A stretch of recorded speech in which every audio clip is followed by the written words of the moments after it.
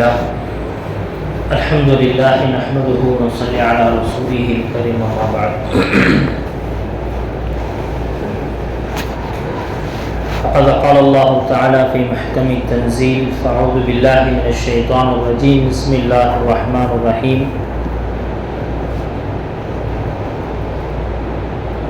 وما كان الله لبشر أن يكلمه إلا وحيا أو من وراء حجاب أو يرسل رسولا فيوحي بإذنه ما يشاء صدق الله العظيم. கண்ணியமிக்க அல்லாஹ்வின் நல்லடியார்களே, இன்றைக்கு மூன்றாவது தராவீஹுடைய இந்த தொழுகையில பிரதானமாக நாம குர்ஆனை முழுசா ஓதுறத கேட்கணும். இதுதான் தராவீஹ்ல ரொம்ப மிக முக்கியமாக செய்யணும். இந்த குர்ஆன் அப்படிங்கிறது நமக்கு நிறைய விஷயங்களை, நிறைய செய்திகளை சொல்லுது. பல்வேறு விதமான வழிகாட்டுதல்களை இந்த குர்ஆன் நமக்கு வழங்குது. இந்த குர்ஆன் யாருடைய வேதம்? இந்த குர்ஆன் அல்லாஹ்வுடைய வேதம். இந்த குர்ஆன் மற்ற வேதங்களை போல கிடையாது. மற்ற வேதங்கள் எல்லாமே எழுத்து வடிவில் கொடுக்கப்பட்டுச்சு. அப்படி மூசா அலைஹிஸ்ஸலாம் தூர்சீனா மலைக்கு போறாங்க. அவர்களிடத்துல ஒரு புக்காக கையில கொடுத்துட்டு அல்லாஹ் தஆலா சொன்னா, மூசா இதில் இருக்கக்கூடிய விஷயங்களை உங்களுடைய சமூகத்துக்கு போதிங்க, இதை பற்றி பிடிச்சுக்கொள்ளும். இன்ஜீல் வேதம் ஒரு புக்காக கொடுக்கப்பட்டுச்சு, ஜபூர் ஒரு புக்காக கொடுக்கப்பட்டுச்சு. ஆனால் குர்ஆனை மட்டும் அல்லாஹ் தஆலா புக்கா கொடுக்கல. அப்படிதானே? அதான உண்மை. குர்ஆன்ங்கிறது நபியுடைய காலத்துல ஒரு புக்காக அல்லாஹ் கொடுத்துட்டான். நபிக்கு எப்ப தேவை இருக்கோ அப்பெல்லாம் புரட்டி பார்த்து என்ன செய்யணும்னு சொன்னா, இதுல இருக்கக்கூடிய விஷயங்கள் உம்மத்துக்கு சொல்லிடணும், சமுதாயத்துக்கு சொல்லிடணும். அப்படி இல்லை. மாறாக இந்த குர்ஆனை அல்லாஹ் சுப்ஹானஹு வ தஆலா என்ன செய்யறான்னா, 23 வருடங்கள் கொஞ்சம் கொஞ்சமாக கொடுக்கிறான். முதல் வசனம் வெறும் 5 வசனம். அதற்கடுத்து கொஞ்ச நாள் கழித்து என்ன ஆகுதுன்னு சொன்னா சில வசனங்கள் இறங்குது. அதுக்கடுத்து சூறாக்கள் இறங்குது. இப்படியே என்ன ஆகுதுன்னு சொன்னா தொடர்ந்து இறங்குது. இன்னும் சொல்ல போனா நபி ஸல்லல்லாஹு அலைஹி வஸல்லம் அவர்கள் மதீனாவுக்குள்ள நுழைஞ்ச பிறகு இறங்கிய பக்ரா சூரா நபி அவர்களுடைய வாழ்க்கையின் கடைசி வரைக்கும் இறங்கிட்டு இருந்துச்சாம். கிட்டத்தட்ட 10 வருடங்களாக பக்ரா சூரா இறங்குது. நபி அவங்க மதீனாவுக்குள்ள என்டர் ஆகிறாங்க. அப்பிருந்து ஆரம்பிச்ச பக்ரா சூராவினுடைய வசனங்கள் கொஞ்சம் கொஞ்சமா இறங்கி எதுவரைக்கும் வருது? நபியினுடைய வாழ்க்கையின் கடைசி வரைக்கும். குர்ஆனினுடைய ஆக கடைசி ஆயத் எங்கேயும் இருக்கு? சூரா பக்ராவுல இருக்கு. நியமிக்க அல்லாஹ்வின் நல்லடியார்களே, அப்போ குர்ஆன் அப்படிங்கிறத அல்லாஹ் தஆலா ஒரு புக்காக கையில கொடுத்தாரு. மாறாக அல்லாஹ் என்ன செஞ்சான், எப்போ சமுதாயத்திற்கு உம்மத்துக்கு என்ன தேவையோ அதற்கு உண்டான ஒரு நல்ல வழிகாட்டியாக கொடுத்தான். இப்போ இந்த குர்ஆனை எப்படி அல்லாஹ் தஆலா கொடுத்தான்? அதுக்கு நாம் எல்லாரும் சொல்லக்கூடிய பதில் என்ன? ஜிப்ரீல் அலைஹிஸ்ஸலாம் வஹி கொண்டு வந்தாங்க. ஜிப்ரீல் அலைஹிஸ்ஸலாம் வஹியை கொண்டு வந்தாங்க. வஹி மூலமாக குர்ஆன் கிடைத்தது. சரி, இந்த வஹீனா என்ன? கேள்வி இங்கதான். வஹீனா என்ன? வஹீனா என்னன்னு தெரிஞ்சுக்கிறதுக்கு முன்னாடி சில விஷயங்களை நம்ம புரிஞ்சுக்கணும். அதுல என்ன அப்படின்னு சொன்னா, அல்லாஹ் சுப்ஹானஹு வ தஆலா மனித சமுதாயத்தை படைச்சு இந்த மனிதர்களுக்கு சில பொறுப்புகளை கொடுத்தான், சில வேலைகளை கொடுத்தான்.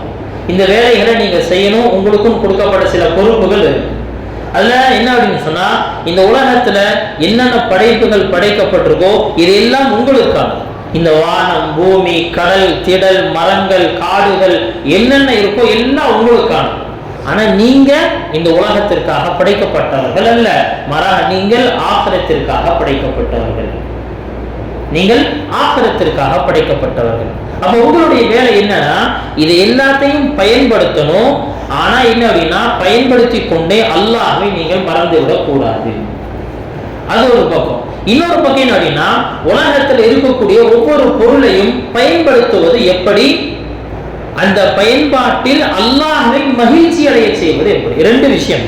ஒன்னு என்ன அப்படின்னு சொன்னா, நான் ஒரு காரை பயன்படுத்தணும். இன்னொன்னு என்ன அப்படின்னு சொன்னா, அந்த காரை பயன்படுத்துவதன் மூலமாக அல்லாஹ்வை சந்தோஷப்படுத்துறது எப்படி. நான் என்னுடைய கால்களை பயன்படுத்தணும், கால் மூலமாக நடக்கணும். ஆனா இந்த காலின் மூலமாக அல்லாஹ்வை சந்தோஷப்படுத்துவது எப்படி? ரெண்டு கேள்வி எல்லா இடத்திலையும் இந்த ரெண்டு கேள்வி. இப்ப இதற்குண்டான பதில் தான் கல்வி. இதற்குண்டான பதில் என்னங்க? கல்வி. ஒவ்வொன்றுக்கும் ஒரு நாலேஜ் இருக்கு. நாலேஜ் அல்லாஹ் தஆலா என்ன செய்யறான்னு சொன்னா இந்த உம்மத்துடைய மனிதர்களுடைய பிரதானமான ஒரு விஷயமாக வச்சிருக்கு. கல்வி அறிவு இல்லாதவர் அப்படின்னு சொன்னா அவரை எப்படி பார்ப்பாங்க சமுதாயம் அப்படின்னா ஒரு வேற மாதிரி தான் பார்க்கறாங்க. கல்வி அறிவு உள்ளவர் அப்படின்னா அவரை பார்க்கக்கூடிய அந்த விதமே வேற. சரி, கல்வி அப்படிங்கிறது எதன் மூலமாக கிடைக்குது? கல்வி அல்லாஹ் தஆலா என்ன செய்யறானா 3 விஷயங்களின் மூலமாக ஒரு மனிதன் அறிவை அடைகிறான். அவனுக்கு நாலேஜ் அப்படிங்கிறது 3 விஷயத்தின் மூலமாக கிடைக்குது. அதுல ஃபர்ஸ்ட் என்ன அப்படின்னு சொன்னா அவனுக்குள்ள வைத்திருக்கக்கூடிய உணர் உறுப்புகள், பார்வை, கேள்வி, மூச்சு விட அது சுவாசிக்கிறது, அதே மாதிரி டேஸ்ட் பண்றது, இந்த மாதிரி உணர் உறுப்புகள் அப்படின்னு சொல்றாங்களே, இதன் மூலமாக மனிதன் சில விஷயங்களை விளங்குவான். இது ஒண்ணு. ரெண்டாவது, இவன் அறிவை ஈட்டக்கூடிய அடுத்த விஷயம் இருக்கு, அவனுடைய அறிவின் மூலமாக சில விஷயங்களை விளங்கிக் கொள்வான். மூன்றாவது என்ன அப்படின்னு சொன்னா வஹி மூலமாக சில விஷயங்களை விளங்கிக் கொள்வான். இதுதான் படித்தரம். பாருங்க, முதல்ல ஒவ்வொரு மனிதனுக்கும் இருக்கக்கூடிய அந்த உணர் உறுப்புகள் இது எப்படின்னு சொன்னா இது எல்லாமே ஒரு எல்லைக்குள்ளதான் வேலை செய்யும். நான் பார்ப்பதின் மூலமாக சில விஷயங்களை விளங்கலாம். உதாரணமா ஒரு காரை பார்க்கிறேன், பார்வையின் மூலமாக என்ன விளங்க முடியும்? இந்த கார் என்ன கலர் அப்படின்னு தெரிஞ்சுக்க முடியும். இந்த காரு என்ன கலர் அப்படின்னு தெரிஞ்சுக்க முடியும். ஆனா என்னுடைய அறிவை கொண்டு இந்த காருடைய கலரை நான் என்ன செய்ய முடியாதுன்னு சொன்னா தெரிஞ்சுக்க முடியாது. ஒரு பொருளுக்கு முன்னாடி போய் நிக்க வச்சுட்டாங்க, கண்ணை மூடிட்டு சொல்றாங்க இது என்ன கலர் சொல்லு அப்படின்னா நம்ம சொல்ல முடியாது. நம்முடைய அறிவினுடைய பயன்பாடு அங்க கிடையாது. அங்க எதுங்க வேலை செய்யணும்? நம்முடைய கண்ணு தான் வேலை செய்யணும். கண்ணு பார்த்தா மட்டும்தான் இது என்ன கலர் அப்படின்னு சொல்லும். அறிவின் மூலமாக என்ன செய்ய முடியாதுன்னு சொன்னா ஒரு விஷயத்தினுடைய வாசனையை நாம தெரிஞ்சுக்க முடியாது. என்ன செய்வோம்? நாம நுகர்ந்து பார்த்தால் மட்டும்தான் என்ன செய்ய முடியும் சொன்னா அதனுடைய வாசனை என்னன்னு தெரியும். அதே போல நாக்குக்கும் சொல்லி சில டேஸ்ட் இருக்கு. இது என்ன செய்யணும்னு சொன்னா நாக்கு தான் வேலை செய்யுமே தவிர இது அறிவு வேலை செய்யாது. அப்போ உணர் உறுப்புகள் அப்படிங்கிறது என்ன? இது சில வேலைகள் செய்யும், ஆனா இது ஒரு கட்டத்துல நின்றும். இப்போ காரினுடைய கலர் தெரிஞ்சிருச்சு, இந்த காரை பார்த்த உடனே அடுத்து என்ன விளங்கணும் அப்படின்னு சொன்னா இந்த கார் சுயமாக உருவாகல, இதை யாரும் உருவாக்கி இருக்கிறோம். இந்த வேலையை இந்த விஷயத்தை யார் சொல்லுவோம் அப்படின்னு சொன்னா அவனுடைய அறிவு தான் சொல்லும். அப்படிதான், அவனுடைய கண் சொல்லாது, பார்த்த உடனே கண்ணு சொல்லாது இதை யாரோ உருவாக்கி இருக்கிறார், அறிவு சொல்லும் இதை யாரோ உருவாக்கி இருக்கிறார். இப்ப இந்த அறிவினுடைய எல்லையும் என்ன அப்படின்னா அப்படியே பறந்து விரிந்தது அப்படிங்கிறது கிடையாது. இன்னைக்கு முழு உலகத்தினுடைய சயின்டிஸ்டுகளுடைய மிகப்பெரிய ஒரு முட்டாள்தனம் என்ன அப்படின்னு சொன்னா அறிவை கொண்டு எல்லாத்தையும் சாத்தியப்படுத்தலாம் நினைக்கிறாங்க. இல்ல, இந்த அறிவுக்கு ஒரு எல்லை இருக்கு. எந்த எல்லையில போய் இந்த அறிவு நிற்கும் அப்படின்னு சொன்னா பாருங்க, இந்த மனிதன் எப்படி உருவானா, மனிதனுடைய ப்ராசஸ் என்ன, மனிதனுடைய ப்ராசஸ் எப்படி உருவாகுது, ஒரு மரம் எப்படி உருவாகுது அப்படிங்கிற அறிவியல் சொல்லிடும். ஏன் உருவாச்சுன்னு சொல்ல தெரியாது. அப்படிதான் அல்லாஹ் என்னை ஏன் படைச்சா அப்படின்னு அறிவியல் சொல்லுமா? தெரியாது. என்னை எப்படி படைச்சா இது சொல்லும் அறிவியல். ஆரம்பத்தில் இப்படி இருந்து அதற்கு அடுத்த லெவல் இப்படியே மனிதனாக நீ என்ன செஞ்சா குழந்தையாக மாறி வெளியே வரோம். வெளியே வந்த பிறகு உன்னுடைய வளர்ச்சி இப்படி ஏற்படும், இத்தனை வயசுக்கு அப்புறம் பல்லு வளர ஆரம்பிக்கும், இப்படி சொல்லி என்னன்னா அறிவியல் எல்லாத்தையும் சொல்லும். ஆனா ஏன் உன்னை படைச்சா அப்படின்னு யாரும் சொல்ல மாட்டோம். இந்த அறிவியலுக்கு அந்த இடத்துல என்ன கிடையாது, பதில் தெரியாது. ஆனா என்ன செய்யறாங்க இன்னைக்கு இந்த கேள்விய அறிவியல்கிட்ட கேட்காம என்ன செய்யறாங்க சொன்னா மார்க்கத்தை பார்த்து கேட்டுட்டு இருக்கோம், இஸ்லாத்தை பார்த்து கேட்டு இருக்கோம், கேள்விய மாத்தி கேட்டு இருக்கோம். நீக்கல்லாஹ்வின் நல்லடியார்களே, அப்போ இதை தாண்டி என்ன செய்யணும் சொன்னா இப்பதான் வஹி வேலை செய்ய ஆரம்பிக்குது. உன்னை ஏன் படைத்தேன்?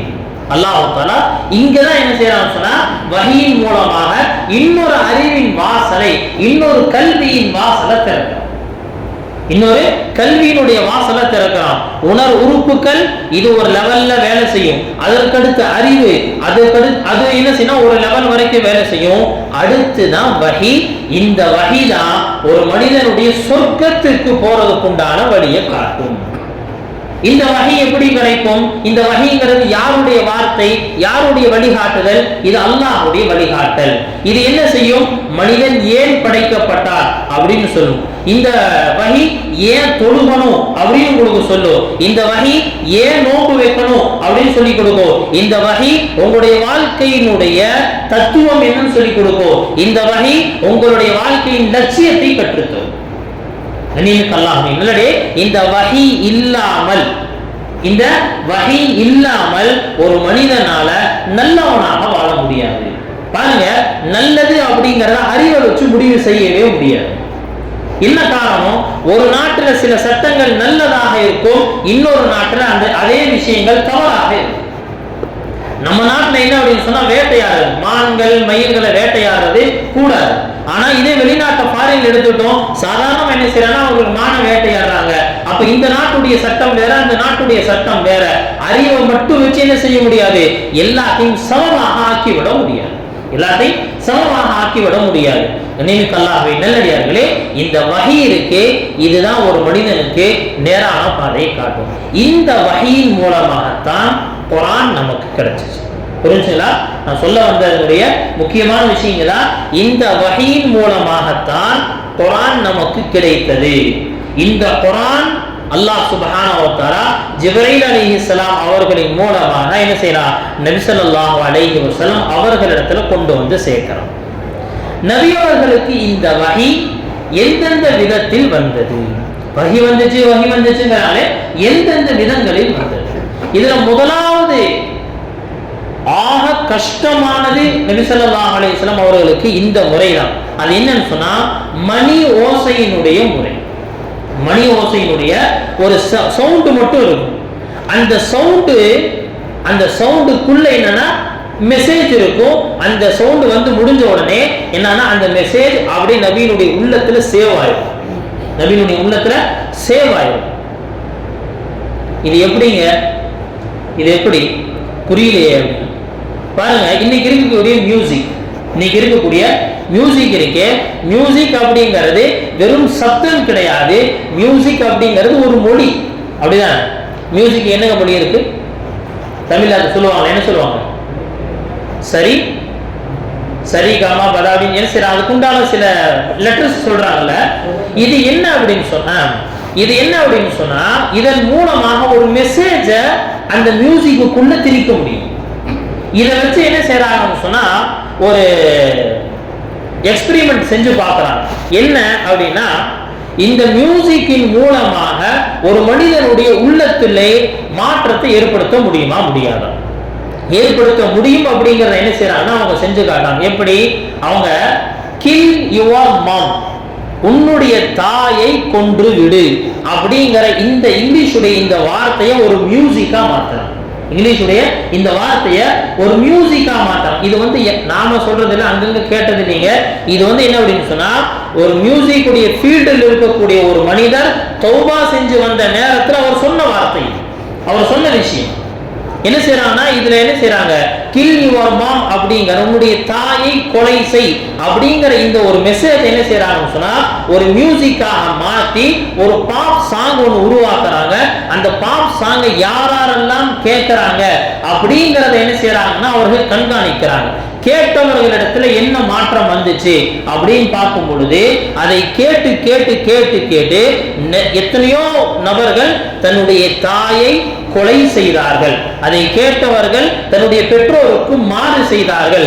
பேரண்ட்ஸை வெறுக்க ஆரம்பிச்சாங்க. இது அதனுடைய ரிசல்ட்டாக எடுக்கிறாங்க. அப்ப என்ன, மியூசிக்கின் மூலமாக ஒரு விஷயத்தை திணிக்க முடியும்.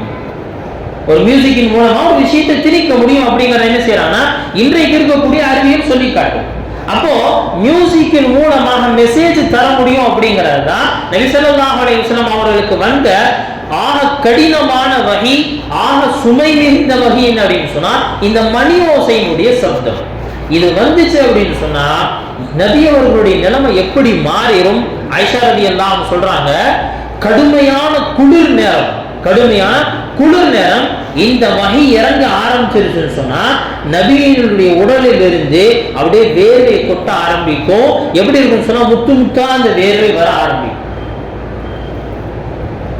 இன்னொரு சமயத்தில் சொல்லப்படுது, நபி அவர்களுக்கு இந்த வகை இறங்கும் பொழுது ஒரு சஹாபி சொல்றாங்க, அந்த நேரத்தில் நபி அவர்களுடைய தலை என்னுடைய தொடை மீது இருந்துச்சு. அப்ப வகை இறங்குச்சு, என்னுடைய தொடையே அப்படியே உடஞ்சிரும் போல இருக்கு, என்னுடைய கால் இப்ப உடஞ்சிருமோ அப்படிங்கிற அளவுக்கு எனக்கு ஃபீலிங் இருந்துச்சு. ஒரு ஒட்டகத்தின் மீது இருக்கும் பொழுது இந்த வகை இறங்கியது, அந்த ஒட்டகம் அப்படி சுமை தாங்க முடியாமல் தலையை அப்படி கீழே போட்டுச்சு. இந்த வகை இறங்கும் பொழுது நபி அவர்களுக்கு மூச்சு திணறல் ஏற்படும். நபி அவர்கள் அப்படியே முன்னாள் பல்லெல்லாம் என்ன சொன்னா அந்த குளிர்ல நடுங்கிறாங்க தெரியுமா, அது மாதிரி நடுங்க ஆரம்பிக்கும். நபி அவர்களுடைய முகம் அப்படியே என்னன்னா மஞ்சளிச்சு போயிடும். காய்ந்த பேரித்தம்பள மரத்தினுடைய அந்த கிளைகளை போன்று மாறிவிடும். இதெல்லாம் ஆயிஷா ரலியல்லாஹு சொல்றாங்க. அப்ப நபி அவர்களுக்கு ஆக கடினமான வகை இது. இதே மியூசிக் உடைய சவுதல இன்னொன்னு இருக்கு. உமர் ரலியல்லாஹு சொல்றாங்க, நபி அவர்களுக்கு சில சமயத்துல இப்படி வகை இறங்கும். அந்த வகையினுடைய சப்தம் எப்படி இருக்கும்னு சொன்னா தேனீக்களுடைய ரீங்கார சப்தத்தை போல இருக்கும்.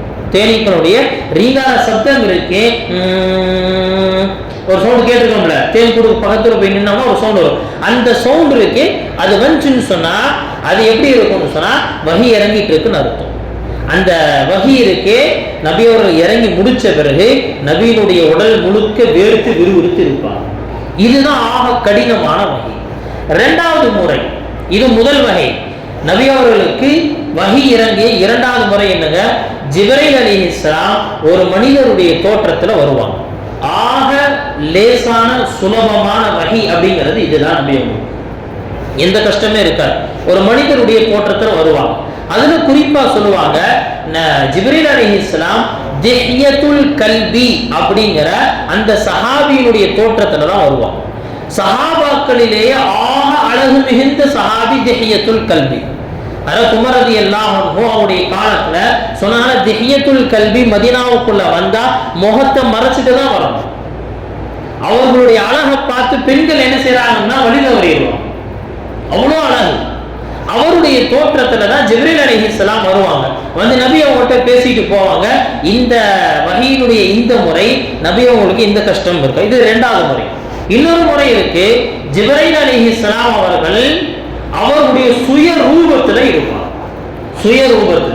இது எப்ப நடந்தது அப்படின்னு சொன்னா நபி ஸல்லல்லாஹு அலைஹி வஸல்லம் ஒரு சமயத்துல ஜிப்ரீல்கிட்ட கேட்டாங்க, ஜிப்ரீல் உங்களுடைய சுய ரூபம் எப்படி இருக்கும் கொஞ்சம் காட்டுங்களே அப்படின்னு கேட்ட சமயத்துல அவர்களுடைய சுய ரூபத்தை காட்டுறாங்க. முழுசா என்ன செய்யறாங்க, எப்படி இருக்கிறாங்க, அந்த பிரம்மாண்டமான அந்த உருவத்தை காட்டுறாங்க. இரண்டாவது முறை நபி அவங்களுக்கு எப்ப நடந்துச்சு அப்படின்னா மிஅராஜுடைய அந்த பயணம்.